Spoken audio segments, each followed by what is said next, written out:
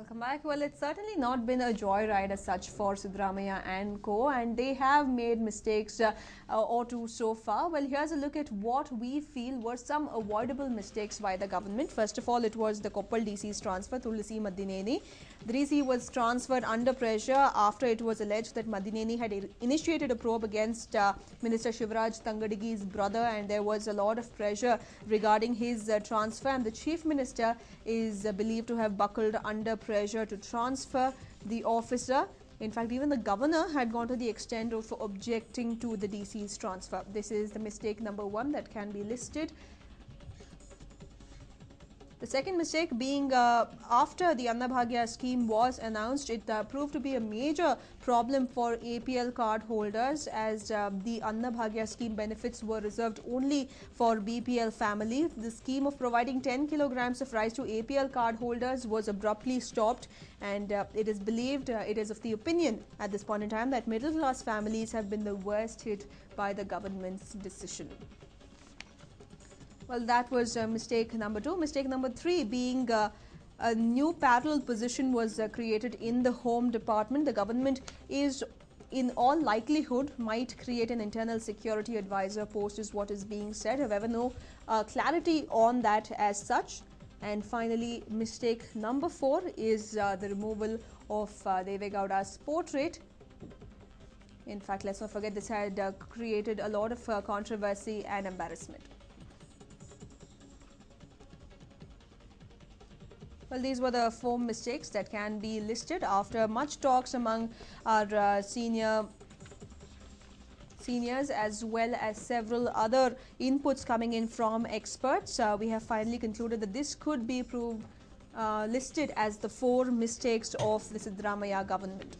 Well, Mr. Qureshi, if you look at these mistakes, as we call them, transfer of DC1, stopping rice to APL cardholders 2, if you start an internal security advisor within the Home Ministry, that will be number 3, removal of Deve Gowda portrait. Of course, not very major. Mr. Prabhakar, I don't know if he will agree. First, let me ask you, Mr. Prabhakar, removing of Mr. Deve Gowda's portrait. It is not good. See, it was there because not as a chief minister, he was the prime minister of this country and also the chief minister of this state. When it is there, it should exist there only. They should not remove. It is not a good decision of Siddaramaiah's ministry. He was bringing his internal relationship with him. That should not happen. It shouldn't color his office. No. See, that should not be connected to each. Okay. Those are the points that should. But what about the others? Transfer of Koppal DC? No, it is also a bad decision. See, it is a bad decision. If you go on doing like that, it's the same thing will happen. What happened in Uttar Pradesh about the IAS officers transfer like that? It will flare up like that. They should not give. See, there's a lot of things can be discussed and decisions can be taken in a very systematic way, but no, in a diplomatic way also, not in this hasty way. That should not. Automatically they are inviting trouble. Stopping of rice to APL cardholders. It is also not a good decision. So when the decision is taken, which is done, you should not stop it. Whether try to see that a value addition is done to that. Now, let me just ask you, since you are in a bit of a rush, let me ask you this question. Your party is pitted against the Congress. Yes. In 2 parliamentary seat elections. What do you give your party in these 2 elections? See, is it going to be 50-50? Is it going to be 60-40? No. Both the seats are ours. We are going to retain both the seats. Let's connect it to these bad decisions and other things that could pull the government. Do you think that will affect these? See, no. See, any government comes to power, any by-election within 100 days, usually it goes to favors the party in power, and here you have the same party in power in the center and state. Yes. Okay. So there has to win both the seats according to them.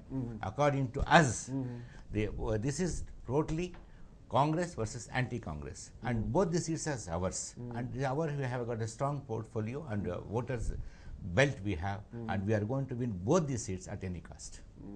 Mr. Prakash, you would agree with him, I'm sure. Yes, certainly.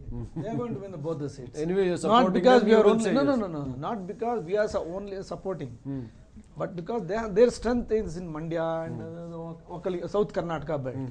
They cannot lose that. The stakes are very high for them. But there have been instances when they've lost. Even the mighty Deve Gowda has lost. No, but he has won back again. Correct. Yeah. But It's he has lost. election, it's politics. Sometimes you win, sometimes you lose. But you don't give up your original base. No party will afford to do that.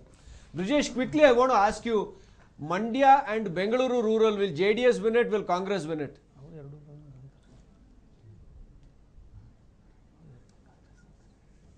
No, I am not a soothsayer, so I can't tell you with any amount of guarantee who's going to win. Okay. But as everybody will appreciate, both of these seats are were held by the JDS, and the Congress, after having come to power, has performed exceedingly well. And as a national party, I think we are entitled to claim that the voters should rightly give us a vote, because a vote to the JDS or to BJP under these circumstances is a wasted vote. And under these circumstances, I think the only option before the voter is really to vote for the Indian National Congress, which has just been voted into power in the state. And a vote for the Indian National Congress in these elections will only serve as a pat on the back for the work done by the Chief Minister. So this is our plea to the people who are going to be casting their vote during these elections. Also, if you look at the mistakes of the government, was keeping DK Shivkumar out of the government a mistake, or is it a positive thing, Mr. Qureshi? Because it could cost them. It could cost them, because the very government shouldn't shake because of one decision. It's not one decision. It's a decision taken by the party high command as well as Mr. Siddaramaiah. I think it was an initiative of Mr. Siddaramaiah that we should keep all the people who are facing charges, allegations, Guys, should be kept out of government. And if the party takes a decision like this, I mean, you may be having the political wherewithal to win elections, that's fine. But so far as the government is concerned, they certainly wanted to give a clean image of the government to before the people. Plus, it actually doesn't take away from you. If you say that, okay, I am sacrificing 2 seats, but I will not have DK Shivkumar back, here people are still giving them the thumbs down on corruption. But to whom are you proving that? You're not proving it to anybody. It's a perception you're holding out to the people. It's a perception game. That we stand on this principle that tainted guys will not be No, we have high moral grounds. And you're trying to, again, because you are succeeding a man called Yediyurappa, that's another point that you need to make time and again. That look, we are different. Look, we are different. Look, we are different. Then what happened to the by-election? Why did you give the seat to DK Suresh, who's equally tainted? Tainted, who's yes. accused of high-handedness in the constituency. You can tolerate him in parliament. You cannot tolerate the DK Shivkumar in the cabinet. I don't know how this is a double standard. Yeah, perhaps it is. It's a perception game. It perhaps is double standards, but I just think that's a trade-off. No, just to kill a dog, call it mad. That's all. Nothing else than that. That is the decision of the Congress today. See, so you don't agree DK Shivkumar was kept out fairly? That is not right also, because you see what Mr. Prakash said 100%. When you are accepting his brother as a parliament and you cannot accept him as inside the cabinet, what it shows? Okay, so are you saying keeping DK Shivkumar out is good or bad? No, see, who am I to say? Who am I to say? No, because you are saying to see, not to only kill a dog, you call it mad. Not only DK Shivkumar, either the Roshan Beg, either the Ramesh Kumar, other so many people who has got so many taints. Yes, just as they said, just paint them and say, oh, because of this. No, there are so many other reasons. As everybody says, the Congress needs no other party to destroy them. They have enough. Yeah, there are enough. But Mr. Prabhakar, tell me, what would have happened in these 2 constituencies if you did not join hands with the BJP or the KJP?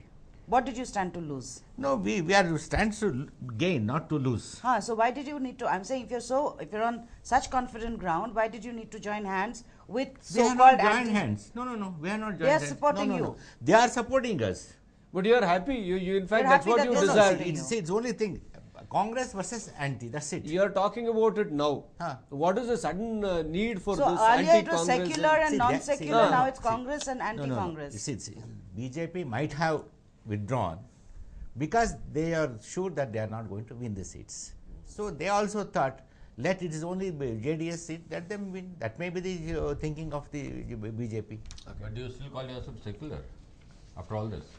Who is not secular? No, Everybody is I secular. need to know the definition of a secular. How can they brand as One communal? second, no, I will answer. One second, no, one second. No, let me. No, one second. only One for second, this election. Only for that, no. Only for this What election, Mr. should Qureshi- you have just Janata Dal minus One secular? second. What Qureshi has raised that point, I will answer it. Okay. Okay, you say Congress is secular. In Kerala, with whom the Congress is have got alliance? With Muslim League? MIM No, in no. Hyderabad. In central government, you have alliance with the Muslims. Then what is the question of secular here? No, you have Why? JDS. Congress doesn't have an S next to its name, so it has the advantage of playing around. No, they you know, always you say have they are you secular, put that secular, S in secular. bracket. Ah. It's a part of your name. So to that extent, do you I'm- own? I'm So do you own secularism or don't you own No, secularism? we are Even today diverting we are the secular. subject. Yeah, we are going away. We will, Nishchita will take us through. Well, there were some moments when, according to us, the government could have made some glaring errors and illogical decisions taken by the Chief Minister more particularly. In fact, the Chief Minister retained 5 important portfolios, which includes finance, energy, industries, Bengaluru development, mines and geology. Well, some of these portfolios, especially energy, industries and Bengaluru development, definitely demand a dedicated minister, is what many of the experts believed, many of our senior officials believed. However, the Chief Minister retained all 5 of these crucial portfolios.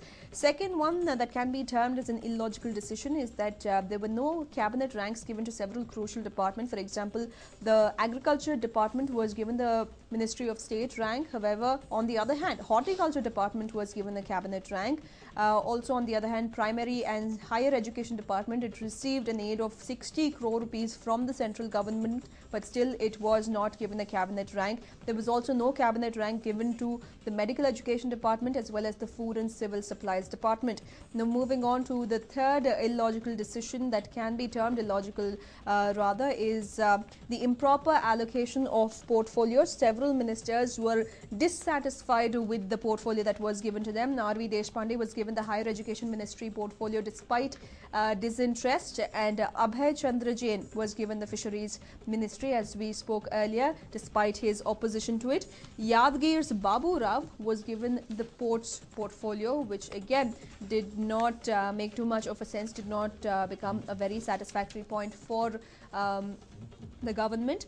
Fourthly, S.V. Ranganath continued as the Chief Secretary despite his term coming to an end. This irked several officials lower down the order who were expecting a promotion, and hence it did not go down too well with them that S.V. Ranganath was given a 4-month extension. And the fifth point being the positions of the president and the members of academies that were dismissed. The academies which are considered boards and corporations are not too happy with this, since they are largely into cultural and language related activities, and the government is also accused of unnecessarily interfering in all their affairs. It is also accused of nepotism, of giving posts to their supporters, to favoring certain people, and hence this has been the fourth drawback for the Congress government in the state. Well, let's talk about it straight away. Mr. Qureshi, how would you like to respond to this? The decision to give a particular portfolio to a cabinet rank minister or a junior minister of state is entirely the prerogative of the chief Of the minister, chief number one. minister, yes. Number two, there have been several times in the past when ministers of state with independent charge have invariably performed far better than cabinet ministers. Yes. Okay, and we have had We've seen several it in the instances, center and in the state. both in the center Yeah, yeah. and the state, so I don't think that is a Yeah, very yeah. critical issue, and having their own people as chairman or Yes, yes. named as chairman of various boards and corporations, whatever, even if it is in the cultural domain, it doesn't really matter. I mean, that is something that every government, every party which comes to power does, everybody does that. And the chief minister holding 5 major portfolios, finance, power, industries, Bangalore development, mines and geology. We have had chief ministers in Karnataka. I'll not even go to Gujarat or any other state, where chief ministers have held many more portfolios. Many more. So it really doesn't make a difference, because ultimately it's a question of what direction the chief minister gives and how it is implemented, so far as the senior bureaucracy is concerned. And if the bureaucrats, if you trust the bureaucrats or the heads of departments, and naturally a chief minister will have to necessarily trust them. I don't see any problem in that. Well, Brijesh, can we call it illogical decisions? So many illogical decisions. CM, power center within the cabinet. Number 2, no cabinet rank for crucial departments. Number 3, improper allocation of portfolios. S.V. Ranganath continues. S.V. Ranganath has seen so many chief ministers already. Now he is seeing the next one, Siddaramaiah. We are talking of nepotism and other issues.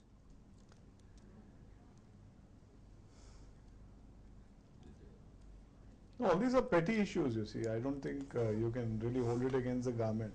Mr. Ranganath has been with many chief ministers, and given his vast experience, any chief minister will be hard pressed to let him go. And in regard to the other issues which you raised, these are all very petty, small issues which don't really matter either way. Mr. Prakash would like to respond to you, Brajesh. Yeah, I agree with him. These are all the, as he said, portfolios are decided by the chief minister. Depending upon the elected member's seniority, those things matter. The most important is in our state we had a local body election about 6 months back. Till today this government has not been able to finalize the reservation for them. They have won about 1,800 seats and others have won. They are deprived of their rights. The people who have elected In them. the ULB elections. ULB election. The government had committed in the assembly it will do it in 10 days. Now more than a month has passed. They have done nothing on it. And there have been rape cases, 300 rape cases in the last 3 months. And after this government came to the power, this is the statistics given by the police department. And this is on going up, these cases. And even the governor has expressed several displeasure even regarding the Ambarish batting for the Bangalore Turf Club more than the government. Government want to take back the BTC land. It wants to shift the BTC from there, but their own minister is opposing it, and he takes part in the race. He is present in the derby races. Congress party deviating from the Gandhian principles. I'm surprised. Probably Siddaramaiah should look into all this. Okay. I feel that's more important. But actually, you know, if you look at your own top 5 ministers, you have Krishna Bairegowda sitting there, Minister of State. So by what stretch of imagination are you calling it illogical? Ah, yes. You know, on the one hand, you're saying that he's among the top He's a flyers, performer, yes. and you're saying it's illogical that And there should be Shamnur no cabinet minister. Shivshankarappa features in the worst list. Absolutely. Yes. So, I mean, your answer comes in your own survey. You see, it is a priority of the chief minister to allot the portfolios. Yes. When a portfolio is allotted to any particular minister, he should perform well. Absolutely. With the complete his whatever the bureaucracy is available or the funds are available. It doesn't mean because I do not like it, so I don't want to perform. Okay. That is not the logic. Okay. We slip into a very short break. On the other side, we'll get talking about equally important issues. What are the illogical decisions and other issues? Stay tuned.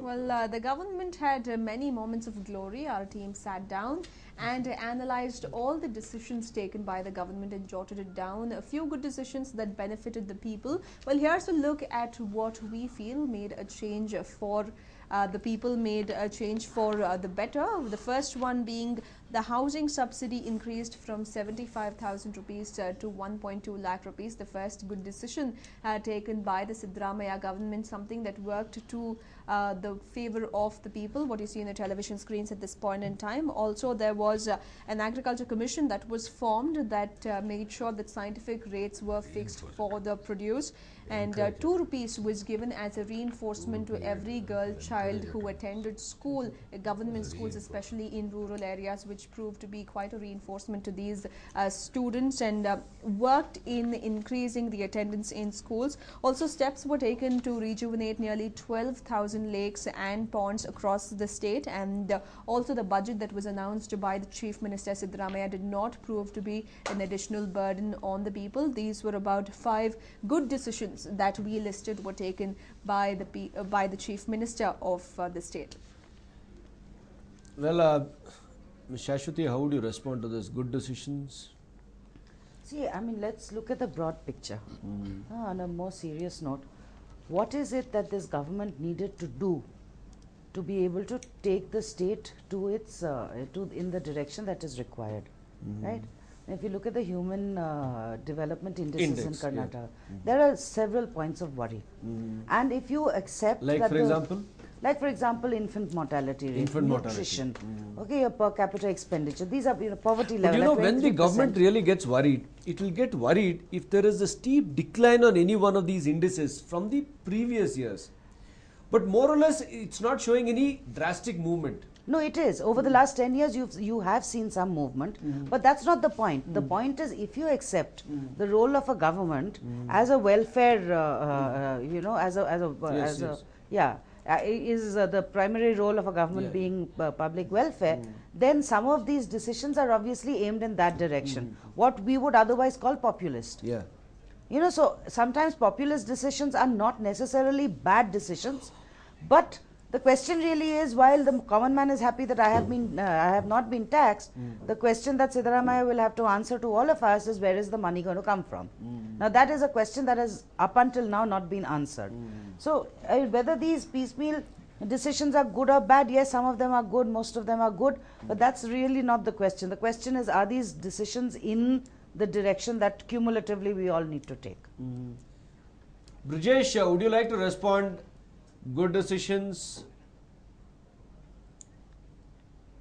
Yeah, yeah. I would only like to say that the Congress Party, as a rule, tries to reach the last man, and when it attempts to reach the last man, it takes certain decisions which you know, are in that direction. And most of you know, not only the state of Karnataka, but across the board in all parts of India, the Indian National Congress stands for the Aam Aadmi, and the party's attempt is constantly to reach out to him, to hold his hand in his times of difficulty, and to you know, do the very best we can as a national party of some standing for the last man out there. And well, moving on to the other issue that we are looking at, the other point as far as the administration of the Siddaramaiah government is concerned, there were a few decisions, a few issues that could have been handled better and done more efficiently. Well, here's what we felt were some hiccups, and if covered, would have made a sea of a difference. The first one being the BDA distribution, alternate site distribution issue. Well, the BDA distributed alternative sites in several layouts, and irregularities amounting to crores of rupees had surfaced. The Chief Minister had promised a probe into this issue. However, so far there has been no move as far as a probe committee to be formed to look into the issue. Point number two being the works that could have been handled better is the BDA indirect denotification case. Well, this is the BDA denotification case. Nearly 423 acres of land. There was a blind eye turned towards it as far as for acquisition of Arkavati layout is concerned. It is said that this land was illegally pocketed by several powerful people in the government and outside. Nearly 423 acres of land. The Chief Minister is yet to take a decision on whether on a firm decision on the issue of what kind of action should be initiated. Earlier, let's not forget, the BJP government was also hit hard as far as the denotification of land issue is concerned. So this is the point number two. Point number three being the KPSC scam. The probe into the KPSC scam that was considerably delayed. Irregularities had surfaced in the recruitment of KPSC Class 1 and Class 2 officers posts. Let's not forget that News9 had brought to light that several jobs were up for sale by these agents, and the Chief Minister did not react immediately on the scam. By the time he had ordered a CBI probe, there was delay in the order reaching the CID, I beg your pardon, itself. This despite wide media coverage, and now 3 months down the line, there is no action taken as far as the KPSC scam is concerned. One of the major scams that has hit the state, but there seems to be very little action or practically no action taken in the case. Fourth one, no clarity on transfer of officials. The Congress had promised a clean governance and had even said that honest officers will be allotted to crucial posts, but nothing of considerable extent has been seen so far. Errant officials have been given high posts in many cases, and in fact the process of transfer of officials has also not been completed so far. So there is not much clarity on the transfer of officials so far. In fact, it is not even completed so far, and the promise of a clear governance has not been entirely fulfilled in the last 100 days. And finally, the dereliction of duty by doctors at KIMS Hospital. Well, Newsnan had brought to light as to how doctors were just logging in and logging out, not exactly fulfilling their duties at hospitals, and the government has not ordered into a probe into this scam as well, despite clear evidence, clear video evidence and widespread media coverage. Well, works that could have been better handled. BDA alternative sites distribution issue, serious irregularities. BDA indirect denotification case, again very serious. KPSC scam probe delayed. This is a slap on the face of the government. Also, no clarity on transfer of officials. Brijesh, should you like to respond to this? Very serious charges here.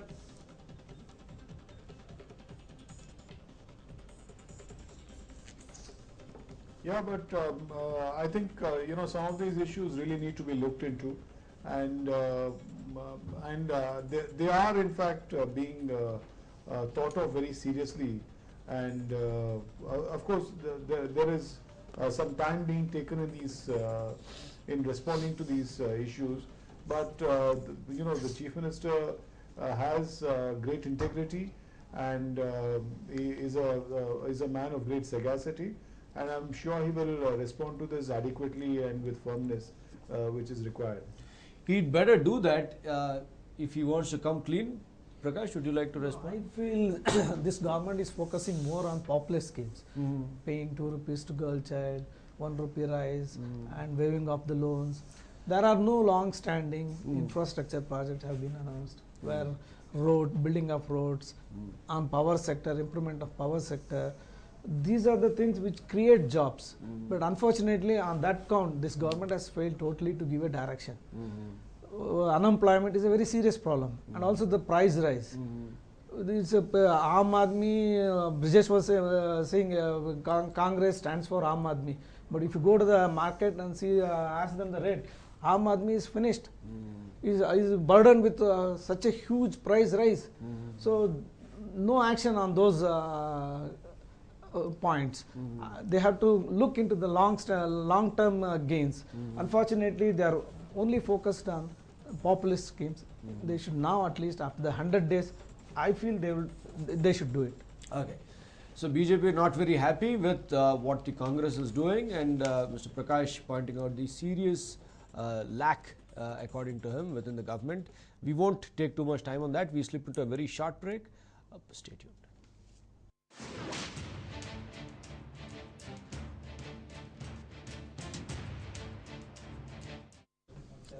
Welcome back. Well, there were many instances when the government was portrayed in the wrong light, and here's a look at some people who we feel did not work in the government's favor but instead tarnished the government's image. Let's quickly take a look at the 6 individuals who can be listed as those who might pose a danger to the image of the government in itself. The first one being Mr. Rakesh Siddaramaiah.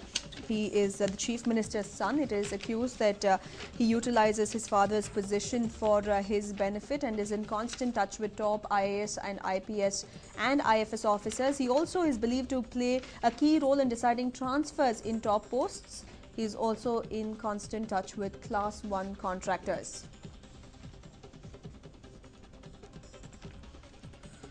Well, in fact, Rakesh Siddaramaiah, the Chief Minister's son, features on this list, who could prove to be someone who might tarnish the image of the government or the Chief Minister itself, since he utilizes his father's position and is involved in several transfer decisions. Also, Mr. Ravi Bose Raju, who is the former MLA Bose Raju's son, he possesses contract to supply flower bouquets to government officers, and he also has gone to the extent of writing recommendation letters to the Chief Minister and ministers using his father's letterhead. A self-proclaimed influential person in the Congress is what we hear. And he's also involved in the transfer of Class 1 and Class 2 officials. He's influential in getting contracts and is often spotted at the Chief Minister's residence and ministers' offices. Speaking about Ravi Bose Raju, who is the son of former MLA Bose Raju. He's often spotted at the Chief Minister's residence, and he also is often seen boasting about his connections to the Chief Minister and other ministers and regarding his pull within the Congress.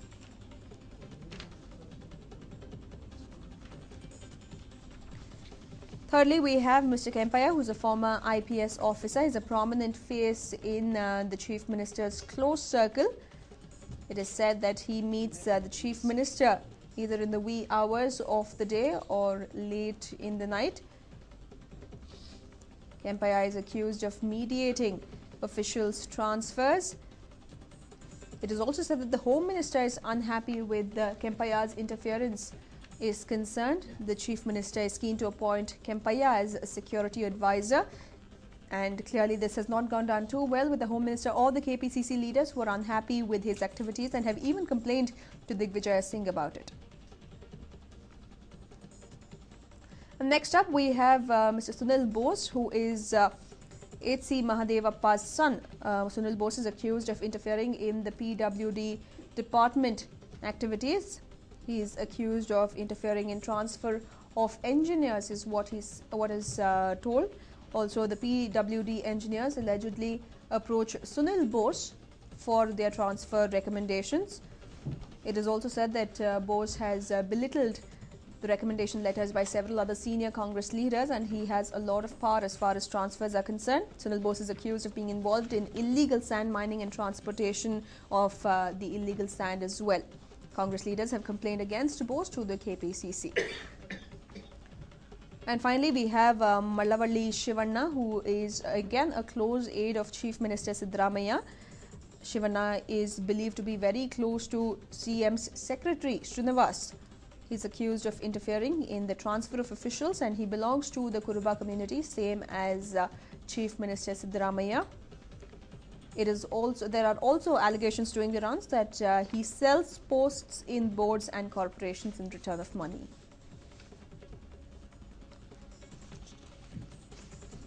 And lastly, a lot more is definitely desired by the government, and here's what News9 thinks should have been done or should be done in the future by the government in the state.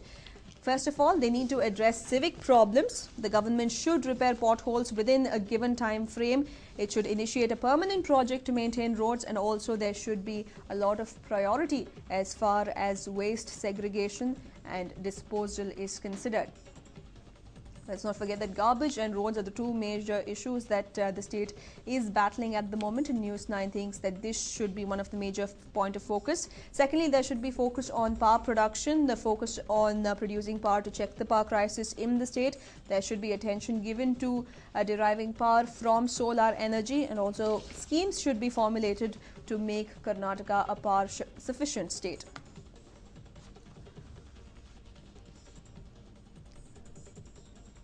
Third issue being water resources should be utilized resourcefully instead of releasing surplus water to neighboring states like Andhra Pradesh and Tamil Nadu. Government should look into using the water resourcefully. Schemes should be made as such to fill up the lakes and tanks, and it should be implemented at the earliest. Let's not forget that after last year's drought, this time around Karnataka has faced good rainfall, and hence it should make utmost use of it. Fourth agenda being to curb corruption at the earliest, fulfill Karnataka's dream of becoming a corruption-free state. A promise of clean government should be maintained, and the government should act on corrupt officials to ensure that there is reassurance to the people of the state. Maintain absolute transparency in the administration.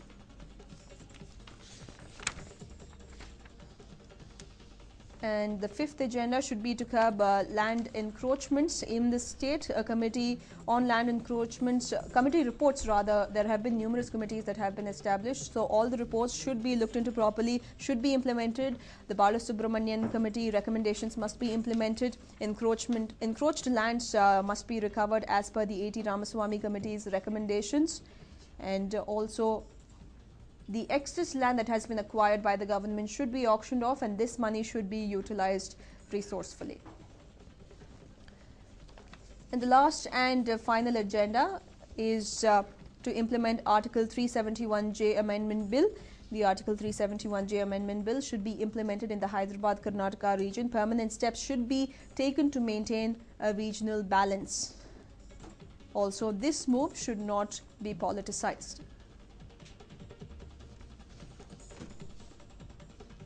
Well, we're looking at people who could be a potential embarrassment, people who are already an embarrassment for the government, and the other issues. How would you like to respond to this? Well, in terms of the people who could cause the government trouble, I think the only trouble spot is his son. You know, the rest I'm sure he's capable of tackling it.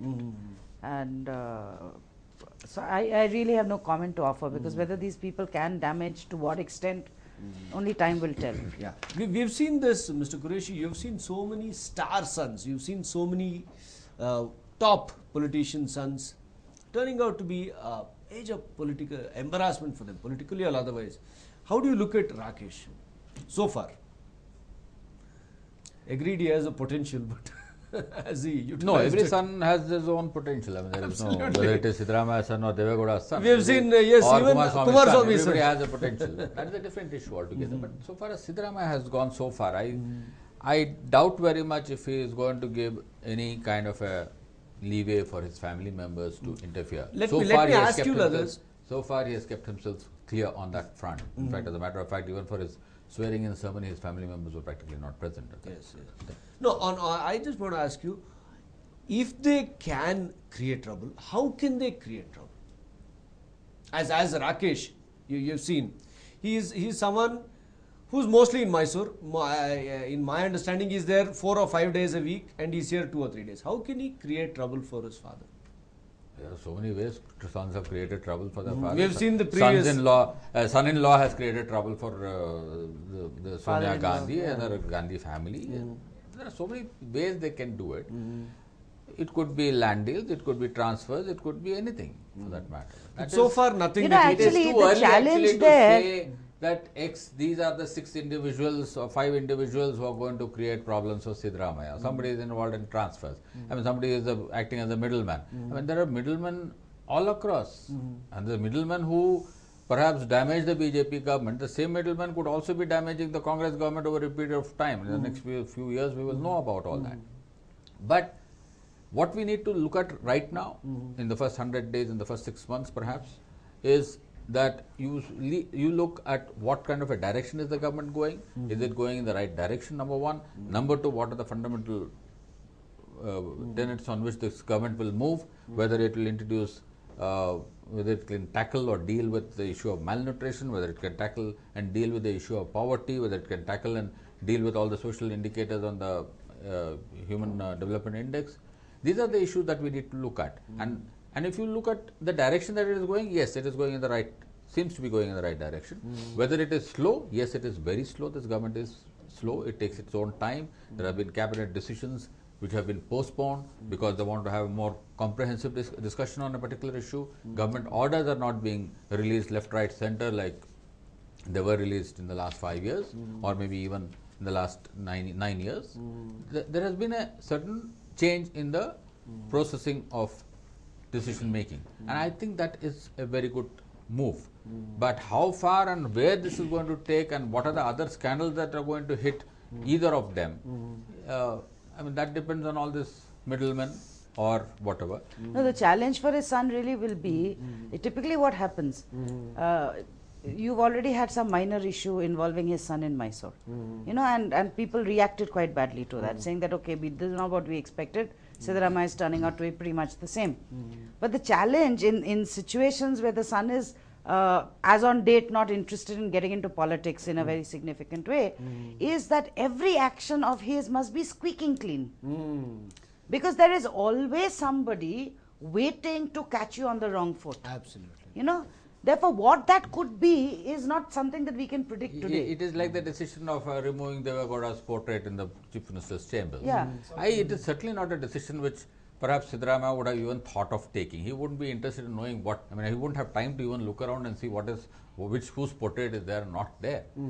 But it is obviously a decision taken by some low rung lower rung official, and that of course the chief minister will have to face. And those are the kind of problems that family members can, embarrassment that family members can perhaps cause to a chief minister or anybody in power. But that is something that needs to be realized. Mr. Prakash? No, we made a list of 6 people who are indulging in very serious charges. We made a list of 1 or 2 is enough to bring a disrepute to the government. Here we have about 6 people who are indulging in lot of activities out of their purview. Indulging in transfers or acting as a middleman. When they act as a middleman, definitely it will be not in the interest of the state government or in the interest of the chief minister. So I have my own doubts. Personally, I don't know anything about all the 6. If they are really doing what you have listed, then in the coming days, Siddaramaiah will be facing a very bad. He doesn't need BJP or JDS. No. Just these Kempaya, Sunil Bose, Malavalli Shivanna and others are enough. Qureshi has already said it. He just needs these few people instead of Congress No, party can also do it. personally- other congressmen are also enough. With that, we come to the very end of this discussion. Brijesh, thank you for joining us from Delhi. Also, Mr. Prakash, Mr. Qureshi, Ms. Shashwati, thank you for joining us here in our studios on this very memorable discussion of the first 100 Thank you, days thank you. of Thank Mr. Siddaramaiah as Thank Chief you, Minister. thank you. With that, it's a wrap on this. Thank you all for watching News9. On the other side is a News 9 special news bulletin. Stay tuned.